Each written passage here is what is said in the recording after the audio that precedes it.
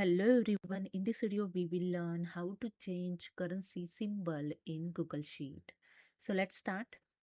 Simply select the amount and to apply the currency format, just click on these icons. You can see the format as a currency. Just click on it and you can see the dollar currency is applied. Okay. To change the currency symbol, go to the format tab, click on the numbers and just click on the custom currency. And here in custom currency dialog box, you can easily select the currency those you want. See here, just drag below and you can see all currency list over here showing. Okay.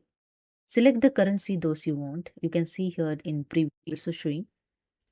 In this, click on this drop down arrow. You can see the different way the currency here custom.